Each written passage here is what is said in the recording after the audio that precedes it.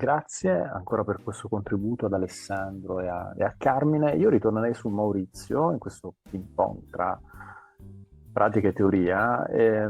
Allora, Maurizio, tu all'inizio partivi da due elementi fondativi del feedback, cioè la comunicazione e la valutazione. Poi successivamente Carmine e Alessandro ci hanno messo sul tavolo almeno tre elementi importanti, che sono la preparazione del feedback, la progettazione di cui hanno appena parlato, la necessità di personalizzarlo e poi anche l'effetto costante che il feedback dovrebbe avere, cioè quello di avere anche questa capacità di motivare, di servire anche come leva motivazionale. Ti chiederei, un po' ritornando anche agli aspetti un po' più teorici, se riesci a sintetizzarci quella che può essere la valenza del feedback, soprattutto per quanto riguarda gli aspetti motivazionali, che mi sembra un tema di interesse, quindi capire effettivamente qual è il ruolo che il feedback può avere nello stimolare non solo, diciamo, un processo di partecipazione, ma anche di effettiva autoregolazione, quindi di motivazione quasi autonoma, intrinseca nel percorso di apprendimento da parte degli apprendisti in questo caso.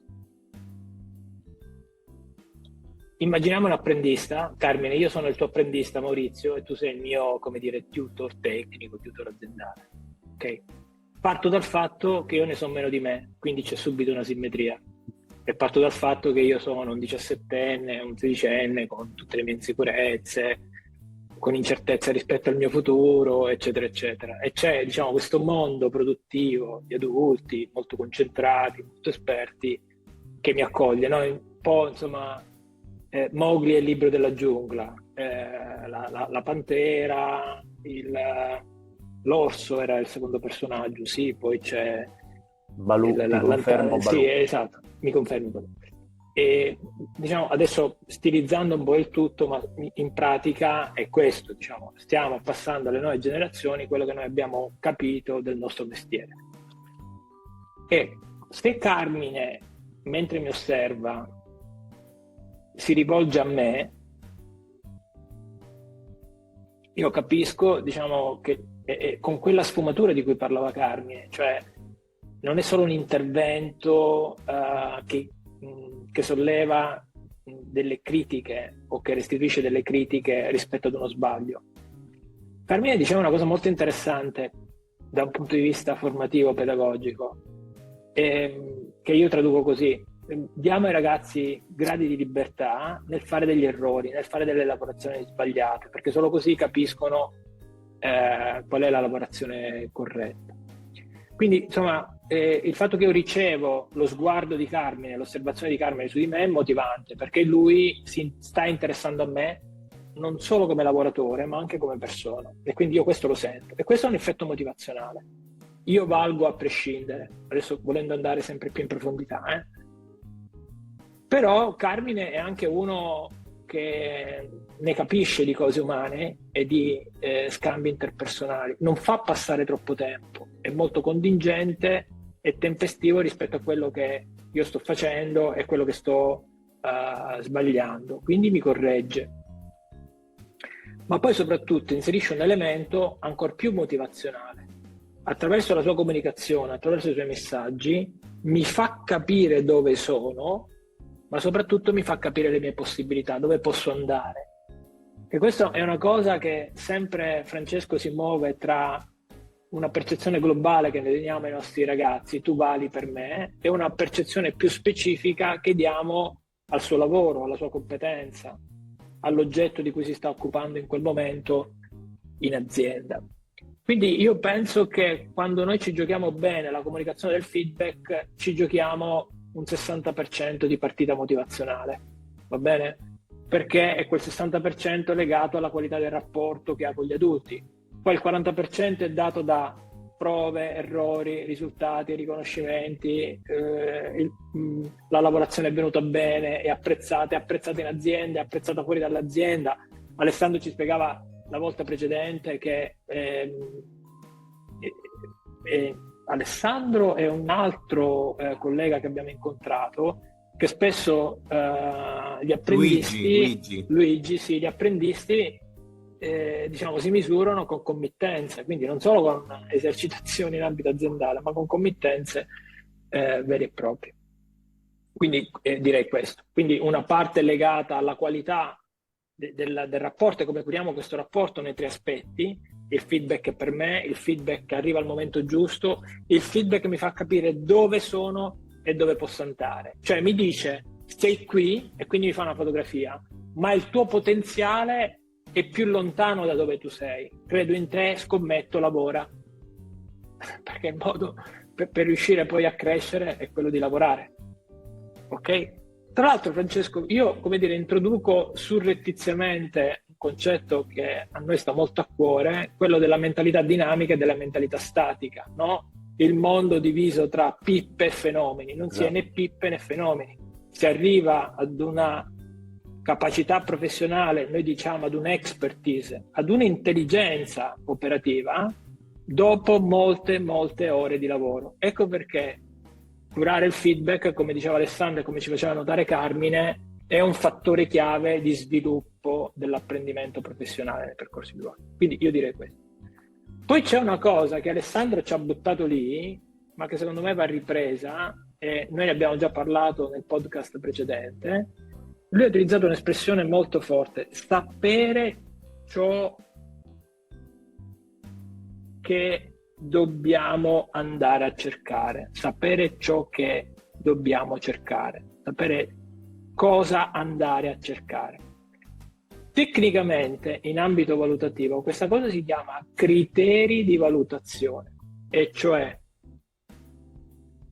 fare delle operazioni anche tecnicamente un po' più evolute del solito, in cui gli dico, quando diciamo finisci il lavoro, focalizza la tua attenzione su questi aspetti e controlla sempre che, e quindi io tiro giù tutta una serie di indicatori che permettono poi a chi apprende di capire se quel lavoro è fatto a regola d'arte o non è fatto a regola d'arte.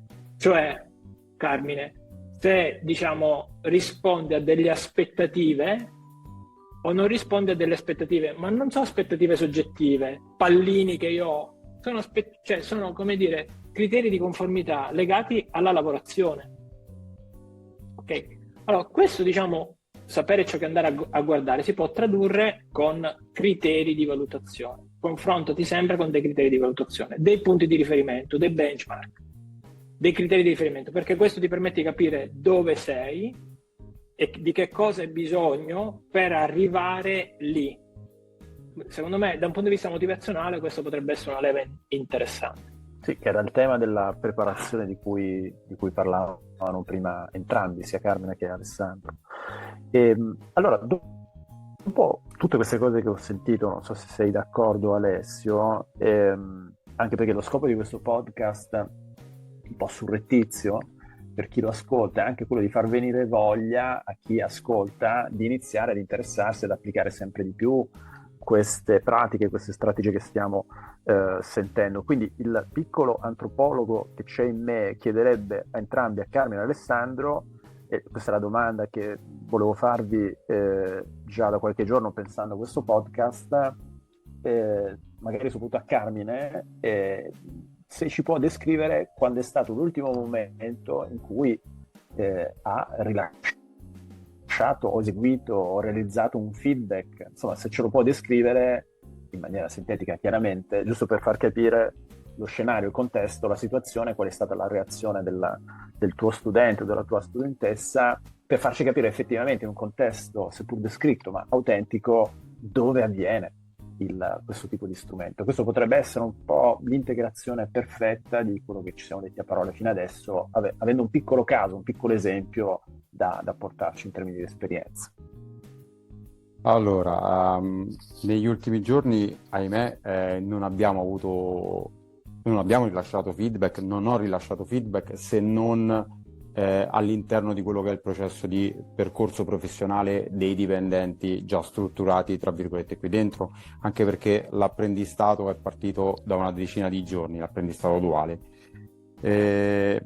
Quest'anno ho deciso di ricevere e accogliere i ragazzi in apprendistato duale in un altro modo rispetto al passato.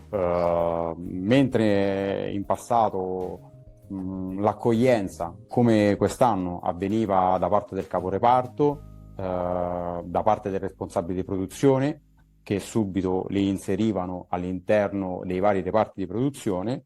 Quest'anno e poi successivamente io li incontravo tutti insieme, questi ragazzi, che potevano essere il numero di 3, 4, 5, e chiacchieravamo un po' di quello che era il loro percorso e che avrebbero affrontato nei successivi 7 mesi. Quest'anno ho deciso di dare un feedback ai ragazzi già dalle loro prime ore in azienda.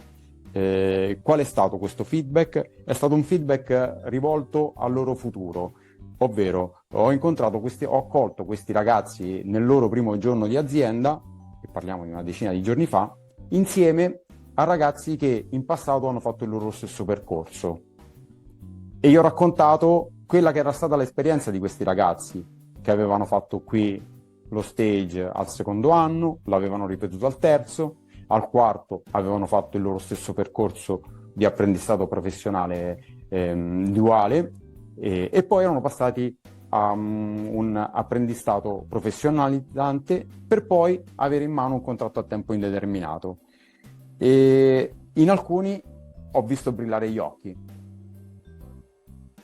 Questo non vuol dire che quello è il metodo corretto, però ho visto accendersi l'attenzione, ho visto accendersi la motivazione in questi ragazzi, e allora sicuramente questo è un modo per coinvolgere, accendere la curiosità, stimolare l'attenzione, motivare questi ragazzi nel impegnarsi, perché come molto spesso accade, magari questi ragazzi che hanno fatto un percorso scolastico professionale o vengono da un percorso, non hanno tanta voglia di stare, diciamo, a perdere tempo, come dicono loro, sulla parte teorica. Vogliono lavorare, vogliono imparare, e credono che lavorando imparano anche la teoria. Questo è vero qui in azienda, però la teoria è importante, però a volte credono più in quello che gli diciamo per come l'abbiamo fatto e perché l'abbiamo fatto in certi modi, piuttosto che in quelle che sono le basi teoriche che poi determinano certi risultati. E allora è importante anche in questo caso dare dei feedback che siano basati anche su quello che è il loro percorso teorico che hanno avuto, ma dandogli sempre la possibilità di sbagliare e di crescere. Non so se ho risposto alla domanda o se mi sono dilungato troppo, ecco. No, assolutamente no. E ti ringraziamo infatti per questa testimonianza vera, di vita reale. E visto che il tempo scorre, ci avviciniamo un po' alla chiusura del tempo a disposizione per quella che è la durata di questi podcast. Se sei d'accordo, Maurizio, io ritornerei a te per la chiusura, anche per fare un po' di sintesi rispetto a quello che è stato detto da Carmine e da Alessandro, ma anche da te, rispetto al feedback, al processo di feedback, a ciò che lo caratterizza, e quindi potrebbe essere utile fare una sorta di sintesi degli elementi principali per chiudere questa conversazione tra di noi.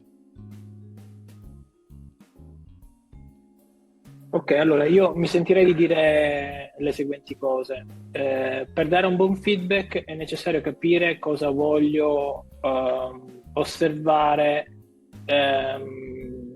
della prestazione, chiamiamola così, lavorativa di un allievo, di un apprendista. Quindi, diciamo, io, rivolgo l'invito a fare quasi anche una riflessione un po' più analitica ad Alessio e a Carmine sul tema dei criteri, no? Ritorno su questa cosa del che cosa andiamo a guardare. Noi possiamo andare a guardare due aspetti generali: la persona, le sue capacità. Le due cose non necessariamente sono separabili, e le due cose possono essere prese in considerazione.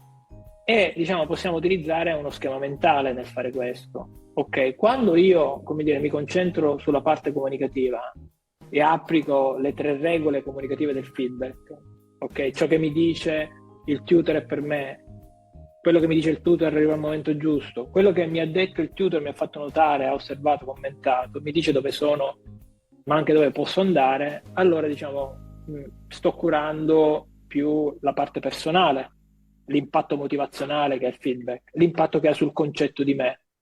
Ok, insomma, faccio degli errori, ma ho la possibilità di crescere. Mi dà speranza, non intesa come una fuga mistica, non è come dire mi preparo ad andare in pellegrinaggio al Divino Amore o in un altro santuario, diciamo, di un altro luogo meno conosciuto.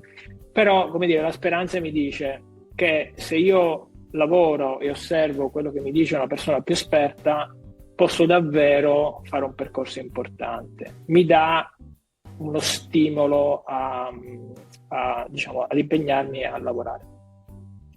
Ovviamente io non posso solo curare l'aspetto motivazionale della persona, io devo curare anche l'aspetto, come dire, concreto, no? Legato alla capacità, al fatto che se noi sbagliamo una lavorazione possiamo perdere una commessa, una parte della commessa, un budget, c'è una dimensione di responsabilità. Quindi comunque una parte del feedback deve essere molto orientata a correggere i risultati ottenuti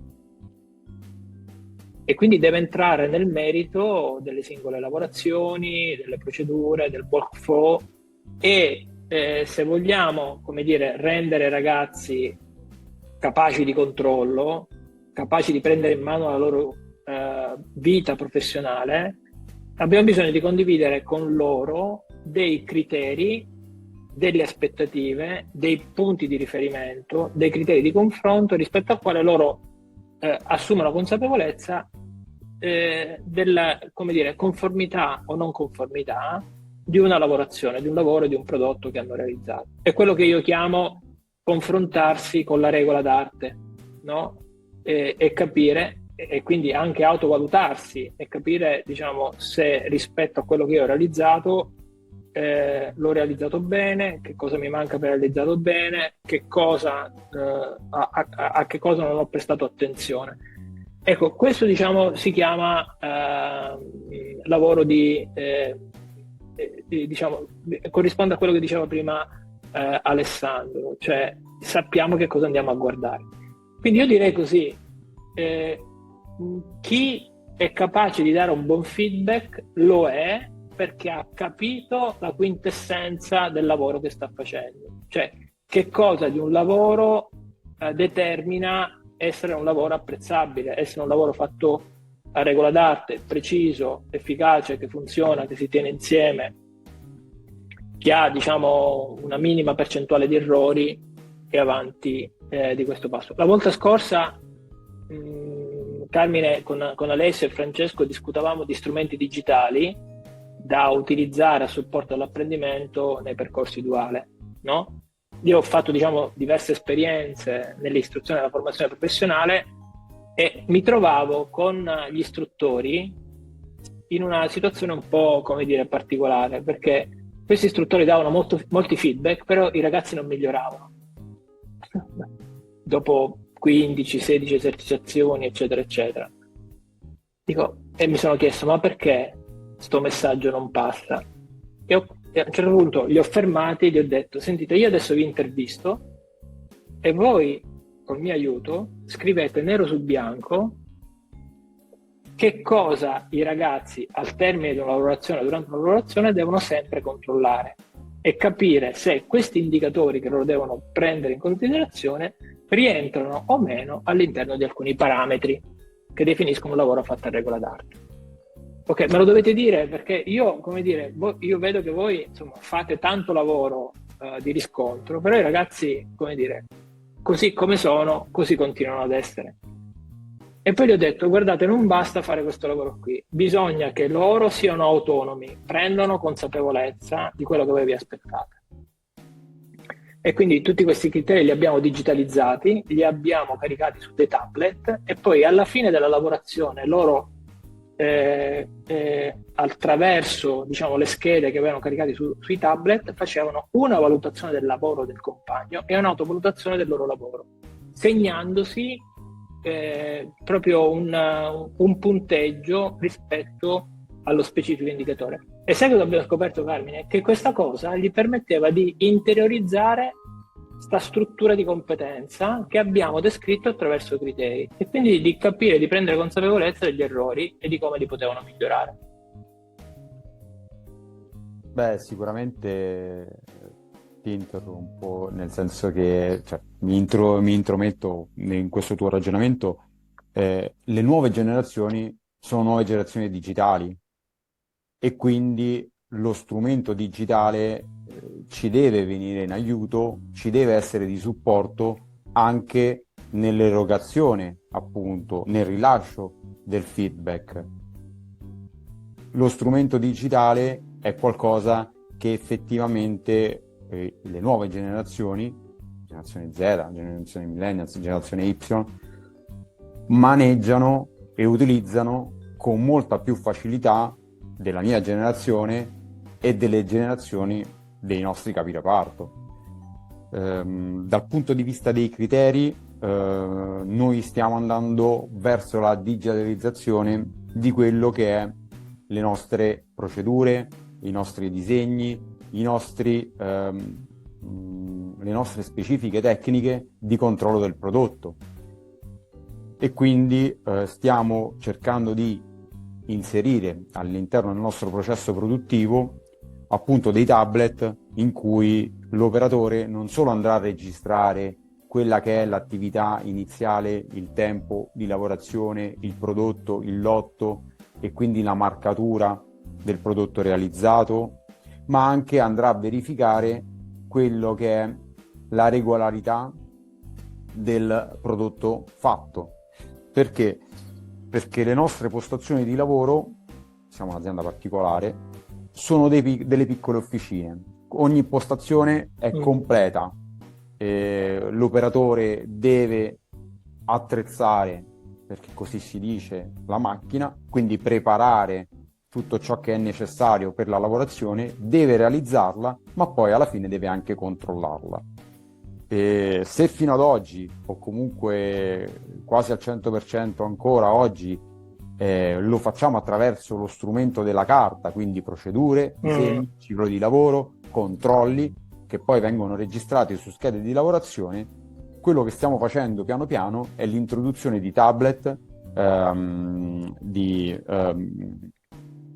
schermi grandi, dove l'operatore non solo può, tra virgolette, controllare quello che è l'avanzamento della fase, ma può anche andare a controllare quello che è la regolarità d'arte attraverso l'utilizzo però di quegli strumenti, appunto i calibri o quant'altro, per verificare appunto che il lavoro sia stato fatto bene. Alessio, Francesco, non so se ti ricordo, ma questo esempio di Carmine, che forse è anche una risposta a quello che dicevi prima, Francesco, è la versione industrializzata per lavoratori di quello diciamo di cui parlavo io precedentemente. Ci sono delle forti analogie.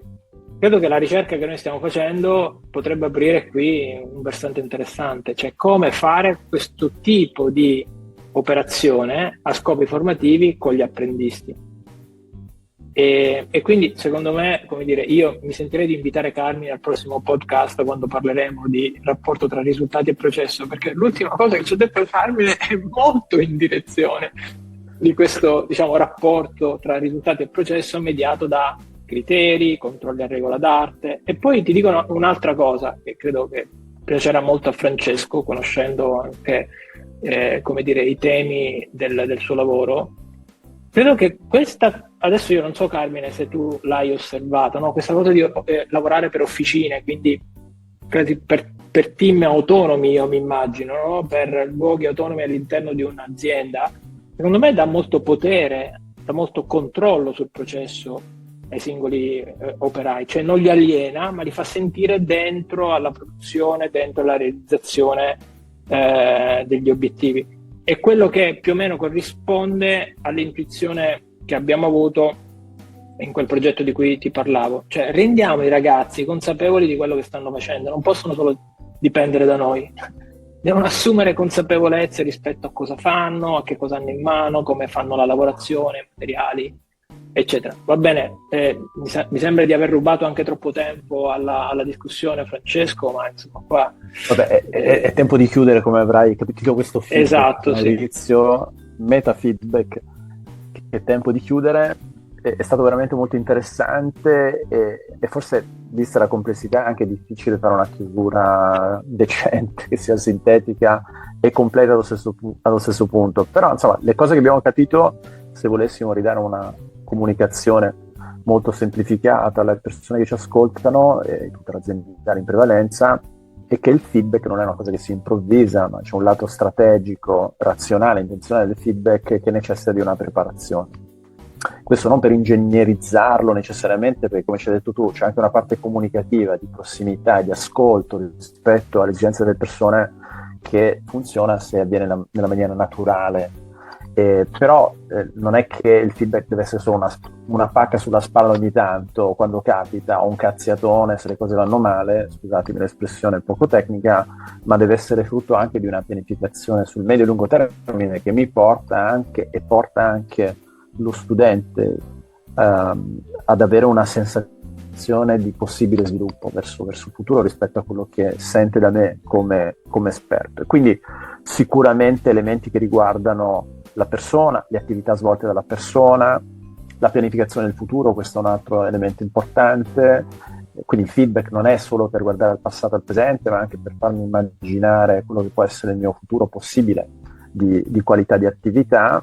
Tutto ciò avviene con le due dinamiche di cui ci hai parlato tu prima, Maurizio, l'aspetto comunicativo importante collegato alla valutazione. Questi due aspetti probabilmente non sono scindibili, ma di fatto la comunicazione veicola la valutazione, che a sua volta facilita l'aspetto comunicativo nel bene e nel male. E chiudiamo con questo aspetto nuovamente strategico di preparazione. Insomma, è bene pensare a cosa guardare. Un po' come diceva Boscov, il rigore c'è quando l'arbitro lo fischia, diciamo, insomma, no? Quindi il feedback c'è quando c'è qualcuno che effettivamente, non solo quando io faccio delle cose, ma c'è qualcuno che mi fa notare che quelle cose sono accadute in un certo modo. Allora lì forse c'è l'emergenza di quello che può essere un esito positivo di un'esperienza di apprendimento. Quindi vi ringrazio ancora tutti quanti e vi saluto e soprattutto nel caso ringraziamo di Carmine. te, Francesco, davvero di questa interessante conversazione. Ringrazio Carmine e come sempre Alessio. Della speranza, come dicevi tu, Maurizio, che possa essere nuovamente tra i nostri ospiti in futuro in questi podcast. Frase di rito per concludere, ringraziamo anche le persone che ci ascoltano e che hanno seguito questo podcast dedicato alla valutazione e ai processi di apprendimento nei percorsi duali. Per saperne di più sugli altri contenuti formativi del percorso, vi invitiamo a visitare il sito web del progetto Future Skills for Trainer all'indirizzo www.futureskillsfortrainer.eu. Non c'è altro, un saluto a tutti e buon feedback.